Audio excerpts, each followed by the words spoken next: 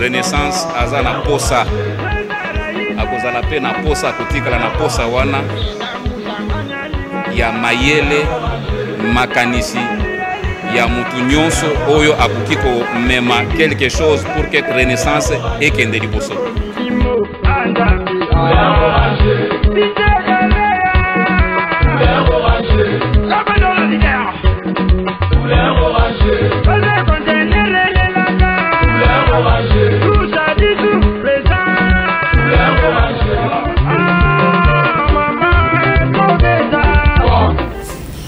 Voilà, bonsoir tous les Renés, bonsoir tout le monde.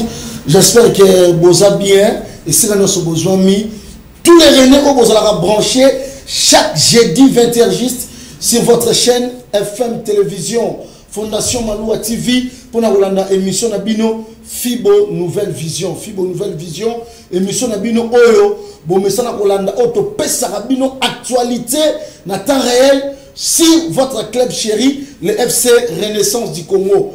L'actualité est tellement ébellée, Oyo, Barené, Boza impatient, Yako, Zela, Koyo Kango. Et n'a pas quoi l'autre en direct sur FM TV. Donc, merci l'équipe technique, Oyo, Bozo accompagné n'a pas quoi il y a Enoch, Fernando Torres, il y a Gelor Mouya, Florent Okita, donc, équipe Mobimba Oyo Bozo accompagné biso na poko lelo pona musala kitoko o tous les Renés baza branché sikoyo na ndako bazo landa émission et sans oublier ba balanda biso en direct na groupe WhatsApp bosolo na Fibo pour la vie parlons Fibo wana ba groupe na biso to lexara émission na biso en direct sur WhatsApp. Amis téléspectateurs na poko lelo nene Nepsa qui nous annonce, Nazana, directeur Nabiso, il y a rédaction, il y a sport, il y a FM télévision, Moko il y a communicateur, il y a FC Renaissance du Congo, chef Lionel Ngolo, Yende Toso Banana et Masolo. Mokonzi, bonsoir. Bonsoir Ndekwapo di Coco, bonsoir la bande de Koban, Bazola Nabiso, ba mourir au Dubinga Bango sans vous. Voilà. Sans vous. Bazaï Belé, fidèle déjà dans le programme. Émission de Bango Fibo Nouvelle Vision, donc tu peux Bambo de Toyambi Bango. Très bien. Dans le cadre à nouveau numéro. Très bien. Dans le cadre de nouveau numéro, mon conseil, tu dis ça tellement belé. Entraînement public et comment dominer beaucoup plus l'entraînement coulisses. Parce que va réclamer moi trop. Vous avez coulisses, tout mon équipe mais ces derniers temps, équipe pénale donc comité sportif dirigé par le double maître Cléophas Billy Maloua. Na président Willy Kinembe bami pesi trop na entraînement public. Stratégie on les a dit à quoi? Merci pour la motuna mais déjà bande de Kobeli bazay ko réclamer bazay na poste ba mon ba jogo na bango ba mon équipe na bango mais faut qu'on rappeler bango quand même que c'était important. Fallait tout préparer dans l'équipe bon te présenter bango ilo comme malam. Sauter même à Barcelone na ba pré-saison. Passer la préparation soit en coulisses et finalement ba ko présenter bango avant début de saison sportive ba présenter ba joueur ya Sika. Et on a déjà anticipé pour nous que la fibre tout la biso présentation va jouer na bino et comment étape on est au comment mais pour le moment tout allons nous concentrer focus sur préparation ba joueur toujours juger ba talent ba qualité d'ailleurs ba côté na ba bonne nouvelle les alliés beaucoup c'est la ba joga bien Sika ba une équipe na bino ya Fibo et FC Renaissance du Congo. Donc, vous ça entraîneur moi temps, comité sportif également, moi temps à bon service, des arrêts, bloqué la bien en cuisine, d'abord servir bino, beaucoup lié moni pendant tant de cette étape on a la préparation en coulisses, finalement que c'est livré dans le public. Sur le talib entraînement tout ça na terrain GD donc devant public pour tout ça pour occasion ba mon ba jour la Sika ba mon évolution la préparation des autres salama mais déjà la qualité nanga moko ba chargé à communication déjà tout ça la bango planning mongo il y a donc on bien ngona fin OK donc dernier planning avant début de la saison donc quelques séances régulières il y a entraînement. Et puis, vous avez suivi la présentation à Badjogo Donc banafi ça la calme de partout pour travailler belé pour se poser la question équipe na biso est-ce que ba Djoko Bazali ba joueur Bazali là déjà na qualité mon cas va communicateur na tout à l'heure toujours rassurer nous que ba Djoko équipe na bino Renaissance du Congo et ko kufaté parce que wana toujours ça la musala recrutement ko Joje ba talent pour que la finalité de présenter une équipe à Malamu. Donc programme que vous allez communiquer par la communication ou si la étape il y a prise attention à joueur. Donc c'est un entraînement et que c'est poursuivre question à préparer il y a composer équipe à bien avant début de saison de quoi pour question à composer équipe à bien avant début de saison le Lionel stratégie nini au comité sportif et mettre en place parce que na début comité c'est là qui beaucoup plus la détection et dans moment là il y a des gens au lelo basant un souci comité sportif est échoué pour vraiment besoin espace il y a critiqué besoin qui espace jouer la 3e division jouer bazate bona boy après faire cette détection tout ça comité sportif et s'organiser parce que l'entraînement ensemble na joueur ni coach Pichou arrêté là na staff naie na phase de détection en dehors de cela tout le monde est sous effectif et comme un joueur expérimenté pourquoi stratégie voilà merci pour la motuna au moni biso tout le baron la communication sur stratégie ça te beaucoup résister faut stratégie la stratégie fait vivre l'isanga la stratégie fait vivre groupe bateau c'est très important on peut biso fallait qu'un comité sportif qui n'est pas dans la stratégie pour nous ça d'abord on a rappelé bandeko bazo lobaké bazo ça va jouer à la 3e division on a rappelé baron que FC Renaissance des équipes et bimisa ba joueur très bien FC Renaissance des équipes fou la kabato à tout monde le joueur 3e division mais surtout tout le monde a talent donc ça là encadrement comme il se doit et prochainement pour y mettre dans le stade on a et ça on va faut débattre au landangote mais le plus important c'est que ils avaient qui phase de détection à talent de l'obaki coach Pichou a joué quelques séances dans l'équipe wana finalement à mon équipe va retenir bah ça mixer les lots na basien et ne ba comme qu'on s'entraîner ensemble l'objectif kaka moko de quoi pour de ko la faut bailler bango c'est de composer une équipe forte une équipe solide cané mon maître Malou Abili à Lobaka faire des renaissances une équipe forte et non battu donc nous le tolingi comme football les alléger à collectivité nous voulons présenter avant début de saison un collectif très fort et équipe par l'essence du Congo pour que toi entamer saison abisso dans les calmes. Maintenant, on a ce banafibo tout les jamais sans vous. Botchako kabiyoka yoka. Wa lingi club na ya wala na programme avec club. Tout à l'heure na le bango entraîner ça na GD. Il y a qu'à sur place au vivre. Au vivre. Au nandagu. Voilà. Yoka le solo mudabetelo yepe mso azane sur place te ayoka ekaka. Tellement que kenda kité oyoki au lieu de décourageuse à équipe en équipe na biso mais wa lingi équipe na ya au sala déplacement. Tout même comme sous bautara ba section sous sorti musika commune moko musika eti GD pona bolingo équipe. C'est tout ce que nous pouvons demander à la FIBO, à une équipe naïe, à réaliser pour BT sur la carte. C'est pas mon peut-être mal intentionné. Très bien. Yemoko a réalisé sur place le terrain GD à côté de l'équipe naïe. Pourquoi pas contribuer s'il y a nécessité pour l'équipe naïe et ça l'a bien. Déjà, on a rassuré la FIBO, Makambesa, qui toque. Au lieu de doute, rendez-vous dans GD si l'équipe peut travailler régulièrement. D'ailleurs, on a aussi répété. Biso la communication, nous avons préparé, qu'on présenter nos planning. En tout cas, vous avez adressé ce tir au Biso na Facebook pour recevoir. Vous voyez partout pour retrouver l'information italienne FIBO. Donc, on peut savoir nos programmes, même au Biba complet. Il y a des séances d'entraînement, ils ont bandato qui est une vitesse supérieure. C'est important que ça va déco. Et puis, la finalité, tout présenter Bino. Quand Pichou, il n'y a pas une mission de voir, après avoir jugé l'équipe naïe, il n'y a pas un comité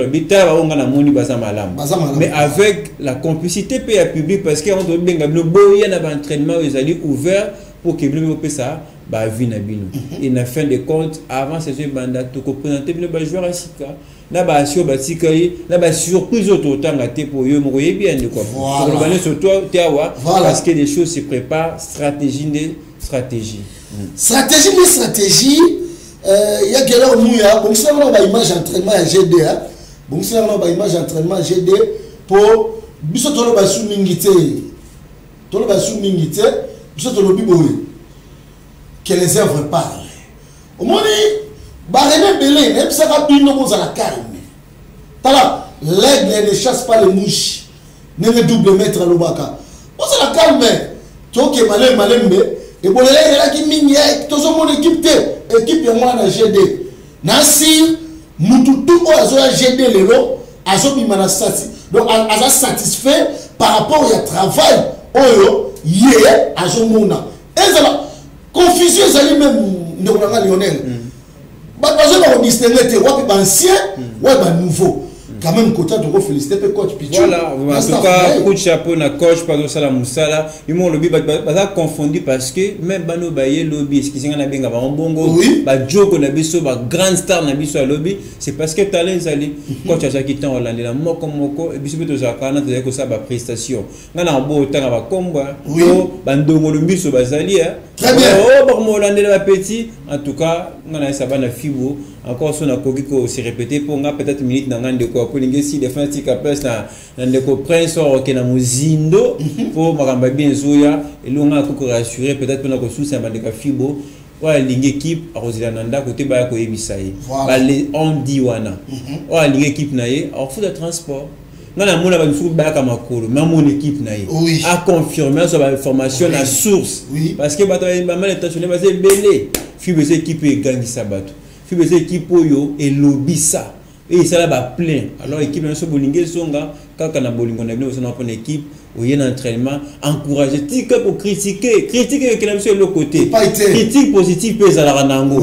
mais quand on critique monte balobi boy yo kuna kutu boy et quoi apporter le côté au contraire et so ko foncer équipe na biso au lieu de kinde liboso saison soya c'est vraiment en neuf ça côté na foot mais dès que va déclencher ba état généraux so ça qui sent so va déclencher il faut tout ça nini qui peut ça la prête pour entamer saison. Donc, dans mon coup, c'est celui de la communication de travailler pour nous informer en temps réel. Très bien.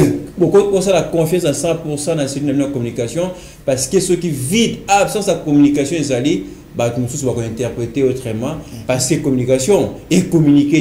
Et on a rassuré bien tout ça, toute une équipe de quoi proposer aller faire partie de la Pésimbo, de la prise Karabi, Kevin, Bobaza et Belé. Donc, biso tout on a bossé coup de tadé. Donc,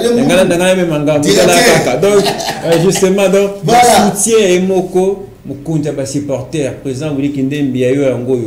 Maître Billy Malou, bazo chia ba moyen, ba stratégie pour que communication na biso et faillir tena mission na ya ko communiquer. Vous avez pas d'information, Luka information sur l'information ba Luka kayango. Voilà. Pour voir na to kangi matu ba ko biso biloba lo ba yo posini, o chona mutu na chona yo o propager yango à le baby sima solo. Donc dans pas longtemps tu peux le planning pour présenter nos badjo na Mexica. Fibo toujours sans vous de Tolobaka, troquer de Liboso. Très bien. Ça nous a plaisir pour te partager un plateau Bouyekala. Oui, oui. Maintenant, vous avez beau, c'était de represse déjà, Zali, Pembeni. Voilà. Ainsi qu'il y a un développeur qui est du Colo. Merci, chef Lionel. Il y a quelqu'un Mouya. Parce que maintenant, nous avons image d'entraînement. Comme ça, tu continues l'émission d'habitude à Pokolelo, Fibo, Nouvelle Vision.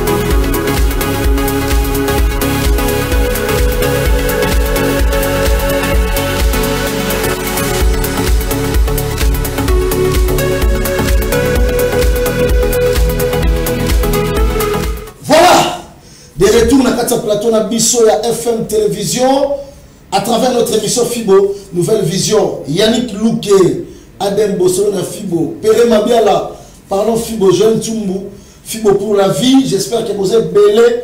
Joseph Gadiel, vous êtes belé na Bosso na Fibo. Donc merci infiniment à Batuno sur Oboza en direct. Bozo Landa Bisso, vraiment on est ensemble. Prince Kassongo le bourgeois.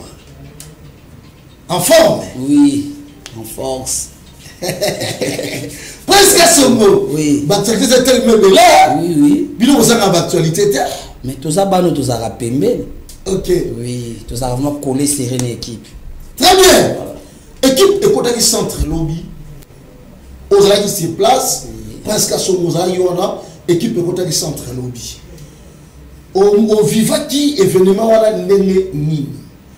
Parce que je vais à centre je vais à centre mon colonie tout ça mais lobby au total 25 joueurs, 11 nouveaux, 14 anciens. Au viva qui événement wana nene nini lobby. Bon, mbote non na bande ko ba Hollande biso. Donc naebi ke baté belé ba ozela tant suna ko bombarder. Sera ba bombe et c'est Sili. Tu commences au bon ça sur terrain. Voilà. Là c'est pas bouka qui to botonga. Voilà. Bon, lobby nazaki. Pour te lobby cette fois-ci, on tire dans mon espace. Très bien, très bien. Nous avons toujours une équipe. Nazaki lobby. À 7h juste dans le stade de Martyrs. Na vivre ndenge ba joueur bazoya. Ngamu elekelanga. Les gens balobaki. Tout le monde a kingandi te. Souvent mon lobby bondi balobaki trop. Mais tout le monde, surtout les anciens. Oh, ils ont moi, bando même on a ndenge mo. Oui. Et là qui ça qui déjà ah pour moi makambo to loba ngo belé. Mais présence au ya lobby et là qui ça qui déjà que wapi o renaissance a linga beta. Ba makelele et c'est signé. Lobby to vivait ba jouer ba côté centre, ba tali ba itana bango, ba tali ba tension na bango, ba kimisi ba comme ezalaka. Ba ça qui wana tant aussi sina bango nyonso wana. Bazonga kindako et puis fatigue parce que ba kotala ba tour à stade Martyrs ndo moni yango moni to senga ina entraîneur apemisa ba on atalelo bo senga ki to bo kati ba séance et entraînement parce que bon amongo te non non il faut expliquer ba téléspectateur presque à son goût est-ce que rupture il y a entraînement ya lelo et ça dit il y a travail on va jouer ba ça il lobby. Mais ça dit que le lobby a repos pour lobby entraînement à la GD. Lobby entraînement à la GD. 15h, tous les renés, lobby na terrain GD. Il y a les mapoirs comme d'habitude, na 15h, entraînement à la. C'était dit, il y a manque, il y a causé un mongo, ou bien, c'est la clair, papa, éclaircir ma supporters. Apo di koko, toza ngambon. Les lendemains, c'est na terrain GD. Oui. Au moins, il y a une démonstration. Oui. O baloba to chaka ba 50 fois au katana. Tout auto na ba 10 000, baloba pe 10 000 au katana. Ah, félicitations à tous les renés. Au Mozambique na terrain GD, na o salama qui on a mobilisation, tout le monde tous les supporters opération cotisation bani non. Te yana na salabino, yana supporters mon côté na monde dans le la rené. Azate, boza super. Continuez presque. Après du coco. Renaissance de tout ça oui. Tout ça la monté pour toujours richement sous yandeli. Parce que Renaissance c'est ça, Ngai, Kingandi, ou alors Henri, Toubakisi, Joël Tsumbu. Donc, kaka biso na nde tozana, nde ba Renaissance ya mwana, ba René nde ya mwana. Donc, tant bino bozela, soki mbongo ndenge nini, te biso moko, ta état d'esprit. Monde ordre ne kwa eka na stade ya GD wana. Tout. Ba supporter ba la ici que. Donc, ça dit préparer te. Te to préparer tout ça les missions na loba lo ba bon. Est-ce que dans les réseaux sociaux, il y a des poche? Tout là qui que ton nom va 50 fait 4 ans. Tu tiens au sucre. Et puis on est si tu as un moukia. Tu as le brisquet il bat. Ce que bat à côté sur un système. Lobby bazalana. Tu as ça va entraînement pour l'ambon et ça. Alors bana bazambo. Mbongo ezalati au monde tout l'ancien joueur bayana mpandikla sur orbite. Ah apo. On a pas l'information sur les réseaux sociaux, il faut l'adversaire, amisala yé mon adversaire, mais adversaire. Ani mon a singé bon mengo, akei. Au monde qui réponse à mon côté qui simbita ozunga kaka. Presque son. Ouais. Joueur à côté centre. Oui. Foura. Azali na Braza, Kenda en vacances. Il est de retour. Bazali na présent Max Maya, tout le monde est vidéo. Présent Max. Bonsoir ici aux Ali. Dans tout le monde est vidéo. Voilà. Joueur à côté centre. Est-ce que Renaissance a Robert à la foot? Parce que jusqu'à présent, jour J. On tient la vidéo déjà. Jour J moins 16. Jour J moins 15. Jour J moins 14. Selon date, au Lina Foot appelle ça qui il y a début à championnat. Et comme jour J. Renaissance du Congo jusqu'à présent ensemble, il est élevé. Est-ce que l'élo est comme une préoccupation, il y a des supporters. Renaissance à Koubeta Lina Foot, oui ou non? La poule aux œufs d'or. Lina Foot. À poser qui c'est la question là.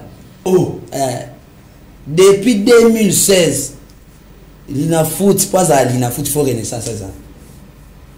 Ah bon? Donc, si pour c'est bien, il va falloir que l'autre soit la montée. Donc, on a assuré bon le moment. Ceux qui va bien ici calendrier, ceux qui Renaissance au bêta dimanche, samedi assemblée ça. Ah bon? Va garder image jaune dans l'eau.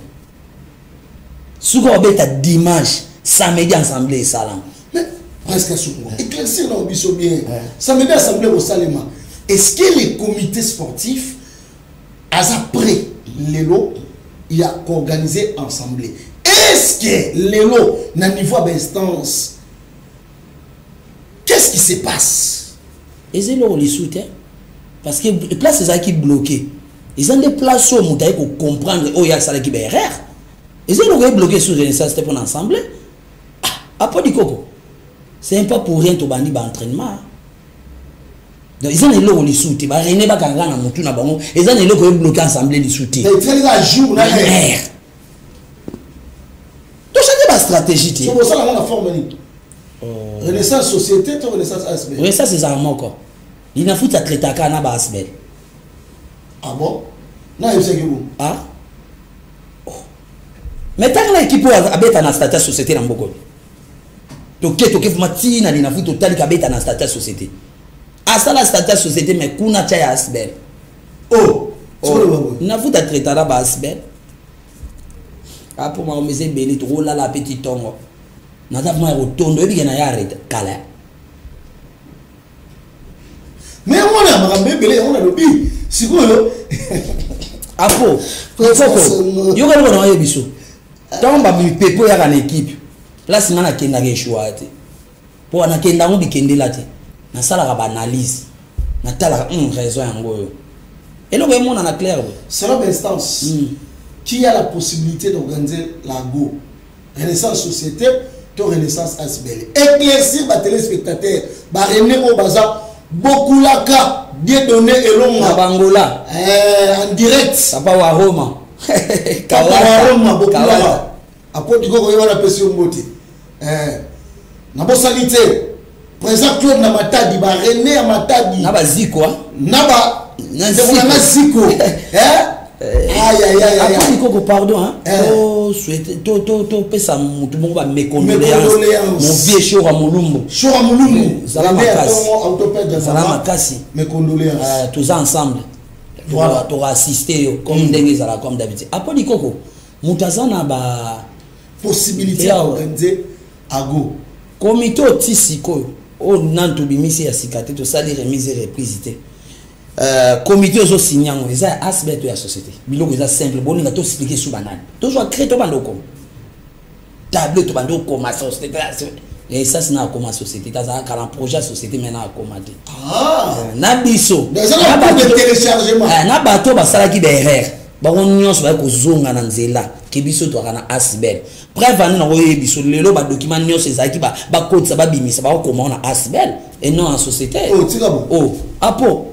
Nazalaka mena panzanaka na koma mo furumi ndindi na bongo place ko bazalanga nazalaka presque sogo oui zambe presque sogo vraiment avant que l'on mouille ça sur image à centre pour preuve à la pluie et comme abolobaki image de mon agité avant que l'on mouille à bon ça sur image il y a un joueur ma côté du centre le lot rapport à équipe. Bozo bakisaka ba joueur expérimenté. Au moins les critiques à battu pété bino hein. Bon ben dès qu'on a ko distrait biso ba joueur à 3e division. On va revenir le rota par-ci par-là. Tellement ba attaquer bino makasi allez. Boyem malaboro na bo commission na mona yibena lobby Boulaïma hein mpangi jilango d'expérimenter à part on a biso levier donc au satire comme bakisa mais bon après les coco expérimenter c'est important parce que mon ibano dozio hein les lots barachidi ba benga barachidi musinga c'est parce que ba na ba yazola matomona très bien ba ida ka pe ban pour bano to sal tala net na Real de Madrid ba ibaki Casemiro okendaka ba zo ba Kamavinga ba Tchouameni ba préparer rêve ndenge pe Renaissance ina ba stratégie wana ba expérimenter wana toujours te équipe ba bango wana ba levier bana ba jeune oyo pesa tout passe après di koko eza une équipe monta sali recrutement o eza na avenir le FC Renaissance du Congo très bien l'équipe ba ki soit joueur déjà si sa carrière ki avada ba zongi c'est une équipe ne bozo ba biso moi bana wana ba o ba benga moi bana wana eza bana abeti championnat plein pefkin ya Ligue 2 o biso lina foot obeti ngo bongo ta très bien baza un championnat plein ko le kabiso donc équipe ça il faut que préparer comment on dit bana wana to obeta ba première saison ba sala ma ben avec équipe deuxième saison toi si to comme on va sous Karaboué ah mbodi robetam oh aigle du caractère jaloba mbodi place sociale mbodi robetam oh donc tous bana wana ba fingi biso to zo bana oh bango bakende ko sala musique bazui bana oh banani oh mais bana to bengani to tali ba to bengani vraiment te parce que to tali vraiment que oh na niveau to okende oh to te ba kende to kangi no oh to tika groupe ana no so kepi mo piku kuna ko ah bon après di koko moni bilo mususu eza ba débat mo to ko se distraire na ngote bana Renaissance ba ozela to yebisa ba équipe bomba na pona ba moi ba séance ya centre pour ba jouer ba kitsa ba tension pour outa pas outa entraînement tant que ya tension za ka moi nini donc il faut sous ba kanyo na tension kuna za ka mabe quand même il faut ba kuto normal tout ndeto pe misaki lobby faut ba so ki temps ebele na martyr ndeto senya na coach ba pe ma pe lobby championnat zanan ba poussi après vendredi tout zonga ba c'est ce que toi enchaîner ba zu programme ta la chaîne à programme mbongo to jouer ba kabila biso susu na moni pe na kata programme wana programme à 2 fois Stade de Martyr voilà bozui tate bino Stade de Martyr bon après di koko ya kala buya toke ni vous allez les maîtres double maître toi likelele et on ta gamungwate ah bon ta beta boika oh voilà maître Billy Maloua de Cléophas tozana aigle du royal très bien ya kala buya perception ba image ya centre ne va jouer en contact centre lobby comme ça tous on va tout continuer mission nationale Prince Kassongo les bourgeois.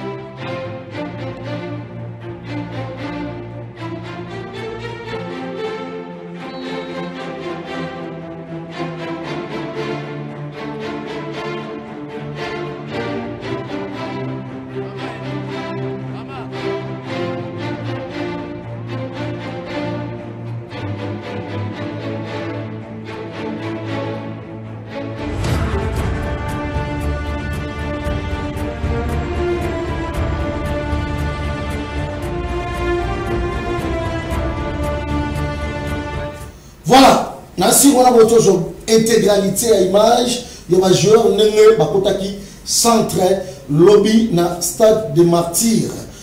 Presque ce mot. Dans mon Mbappé. Pour nous, pas nous Renaissance. Mbappé. Mon petit épisode de défenseur à Outagi. Fénéline. Voilà, Fénéline. Varane, les petits Varane. Les petits Varane. Namoni, nani, le vieux. Voilà. Assis à DSMP. Voilà. Nadekuna, petit Maïmona Kasereka. Petit Maïmona Kasereka. Béton. Non, les petits Juma. Va bien les petits Juma. Les petits Juma. Petit Juma. Samuel Foura. 9 maisons. 9 maisons. Namoni 9 maisons au Hôtel Brazza. Voilà. Donc, il était presque à son mot. Qu'est-ce que ça mon corps? Organisation au lieu c'est le binôme à pour reculer, besoin de mais au fur et à mesure c'est le binôme reculer, au fur et à mesure binôme besoin de la flèche. C'est dit à quoi? Na kata comité bazana aigle c'est-à-dire mutamona akusika. Donc makambo ele kalelo ta tuzi bike bomba mupepa na pona mona bitumba te bitumba 40 45 oza bilote oza nonga zizani muta bolimbisa na kata makambo déjà tondo préparer nyons pour te yeba ndenge banda to yeba ndenge silaka. Très bien. Donc déjà to boyi ke année passée ba tcheki biso na distraction oyo to rater recrutement ndo mona to sala saison vraiment bien te et le quoi est lisusu tato kenda mamba ba justice to préparer to kendi makambo olanda ba doxé ba fundi ba supporter to préparer ba surtout kabwe équipe moko bimi déjà ba tala ba ngwa nde basana ba ancien so si noyo ba nouveau wana nande ba vanda na ba ancien est-ce que oyé ba ancien na nouveau place wana rien c'est comme si ba vanda déjà ba beta déjà ba zalaka déjà parce que ba 8 ans mais na mercato oyo na moni boulay ma bakisam na ba gardien que non tala non tala ba gardien non tala niveau ya ba gardien oyo bazanda actuellement voilà surtout petit na nga au luzo le parade des fois té soba mais au juste bon elle va tout vous sentez pas tout biso eza izine oui bangote na Congo mobile izine sala ba meilleur joueur c'est Renaissance du Congo Asbel donc ce que izine a tout eza que biso moto sala lelo na biso moto consommer eza te kita to sala be mutu bonga bimi ateki 12 mbala moko après lobi nango apo o eza télévision o mais ebité c'est son moto te ka 12 joueurs ah bon to bandeli asika fond ba contrat peut changer ça veut pas vivre mon ami voilà les 10 Zambi ba c'est les 10 présentation officielle il y a ba joueur le 10 septembre voilà donc joueur a signé il va présenter à signer directement donc changer ma méthode double méthode Renaissance au Sabango qui toko wat de pour l'année pour retenir donc samedi donc le 10 septembre événement présentation officielle tous les joueurs au besoin de lelo parce que avant ça va discours à balabala ça va s'entraîner va sommer va monter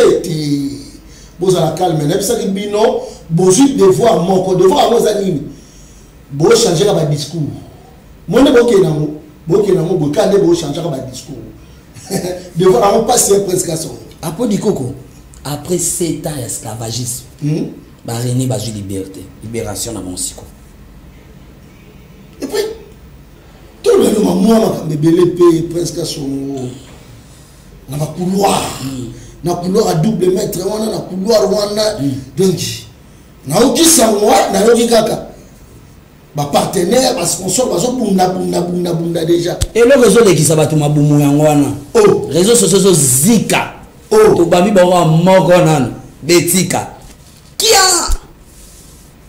to bombi la groupe va za rien tout ezala mako ta misudo ke chongo double mètre ba déjà parce que somme sudo ko mabana baba na baba va sous place ça te do ça ah bon na ebisio esa za turo samba ngo kitoko ligama petit ko double ba ko saba yeba ke poezo mi wa pièce likoko ngana ebiso gestion ya renaissance c'est là toute la première fois et j'ai vraiment gestion mo ça clair dans la transparence et dans la collaboration avec tout le monde en tout cas maître Billy place aux alliés coup de chapeau papa donc aux Moïse wa bimeli barené yoko bimisa biso vraiment na kati Jipito koto zanzama ba kisolo bambula ya boye boza 5 te na Congo combien babanga po ba libérer barené mais yo tie muto tie maboko olobi na jusqu'au force na kati biloko na ngana so ba voyage to makamna nga ba onje tout on a osala pour na vie na ngana kati mais na tie muto na renaissance moi en tout cas isala ki barené lo mo boye papa continue boye. Continuez boyer. Et puis le président, ces derniers temps, il est partout. Aya na GD bat bandimate. Na lobby. Aya martyr bat bandimate. Oui, ça ba président OK ba beta tam joua 3 ans d'entraînement ba yakati. Mais surtout que na ba Real de Madrid ba Perez ba assistant na recrutement. Présence c'est président d'entraînement motivera ba joueur. Ata mbongo ezate présence na e. Joueur ali na beta mona ngapi. Apo dikoko. Ah président Willy Ndembe papa en tout cas tous ça n'a beaucoup maka 4 ya ba marque boy et ça so ba otanga na kombo mususu ngonge beti donc apo dikoko na ebisio ba rené ba soit qui décision abi bon to ndima suke logo za ebiso su ya biso te totika to kiti to talisi biso noir sur blanc rené amona si un moment da betro makamona lo baneza solo a bato kenda ki apo babiti to sa ke na ba couloir déjà ba parler bandi oh ngana lo baka aboya tange ebima poza la pembe na basongolo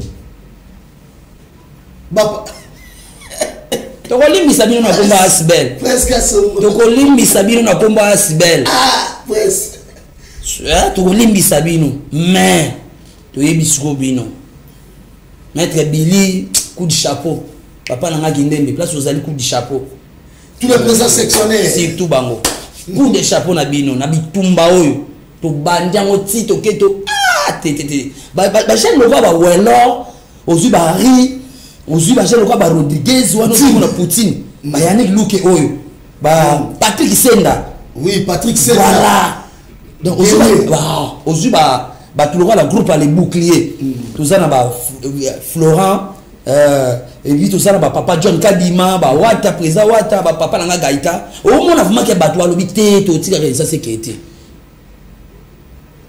to unda ngoti suka renaissance que soki yango te lo mosote apo di koko ba René elonga na lo ba vraiment mingi za to lo ba boyeti lobi na GD lobi na terrain GD yalemba samedi na 15e rue eza huis clos dimanche lundi tozongi GD mardi grand liboulou martyr to comme ça le Rwanda na bisote mbongo zate mais martyr wana bino bande ko kangama na zamba moko bi ko bwana eloko malunga wa présenter te ndundo nous saba 21 équipe ya bomo sakana ko ma renaissance apo nini sus mais na fona réseaux sociaux te balaki singa tu dis da oyiba mutaba Gillette mutumo ya saba bino na ba Gillette na Congo ba zuya za joueur ça ni bomo sakana biso bomo zo ko nzo ko incite ba René fo di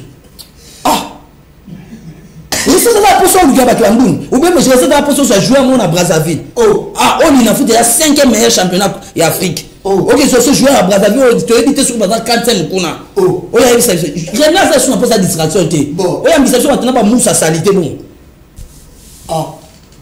apo ba théâtre aussi dans les camo nous c'est ça théâtre traité bon na ndundu mo na ba ke tala on na mona image wana on est na feka na silika mabe na bien insulte Vous avez la renaissance. Oui, il y a des motos à DSMP. Tu as scala wana. Bali bali ba Hookman. Bali na ba entraînement ba chauffement. Oui, ba zuba mando filmer to sombi brésilien, sur pakistanais. Tu as bien équipe ces équipe ba jeter. Non, comprend le logo té. Papa. Boutika ba théâtre, René azasu na poser le wana té. René azali suko ko pola ko beta li na foot na bana mboka o tuzaka na bango. presque c'est moi le bourgeois. Tu comprends la souka. Vraiment, ça va bien. Parce que vous avez clair, vous avez ouvert. Presque c'est la Renaissance. Programme de entraînement PSAMI officiel. Voilà. Vraiment, merci vraiment, dans le comité sportif double maître. C'est ça. Et nous, et puis, après, il faut ça, tout le monde merci. Après, c'est une passe lobby. Oui. Azala qui tellement malade. Mais à ses poumons, Coco m'a marti 6 heures. Ve trésor mon bout, ma bonne guérison. Trésor mon bout. En tout cas, ve tout le Kabatabou. Voilà. Au salaire, on a bien lobby. Donc, moi, je pense que le programme est déjà dans tous les vénères de Baming. Ici, nous avons ici, on travaille. Tous déjà dans le code de verrouillage. Parce que nous savons que nous avons gâté pour Nanini. Presque ce mot.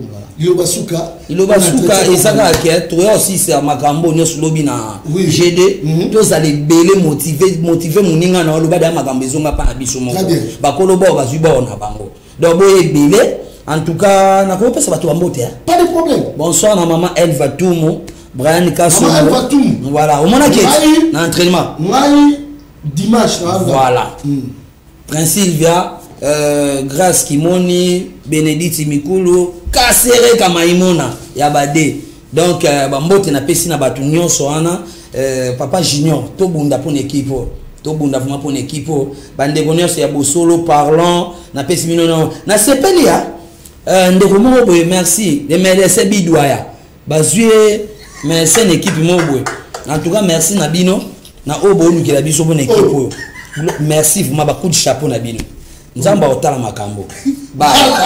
Merci la famille, c'était bel et bien l'influamento de la patrie, prêtre à monastère, Apodi Koko, face na Prince Kassongo, le bourgeois, vraiment, actualité ça que bon retenir, lobby 15 ans à terrain GD, René Rosamate, il y a un moment Samuel Foura, il y a un moment Boulaïma, il y a un moment, c'est-à-dire il y a un moment surprise et ça est belé parce que deux fois t'es.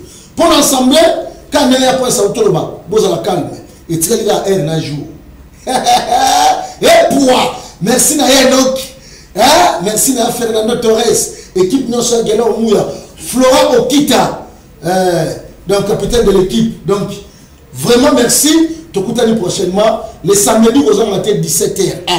FM, télévision. Tout ça, on a. Bino. Bodoka. Bokata. Merci. Malua kumba biso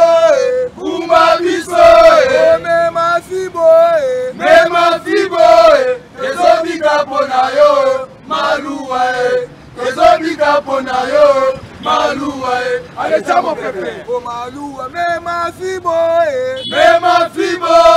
kumba fibo ezobika pona yo malua ezobika pona yo malua aletamo pepe oh tala biso to yelelo nesengo oh ya malua telema mwana fibo bayamba yo bongo babetela yo maboko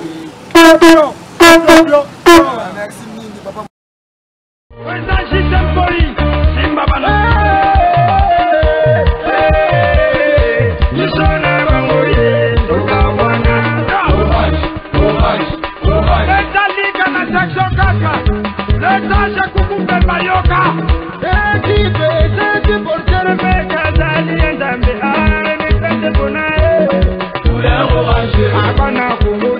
Renaissance aza na posa akozala pe na posa kotikala na posa wana ya mayele makanisi ya mutu nyonso oyo akoki komema quelque chose pour que Renaissance ekende liboso.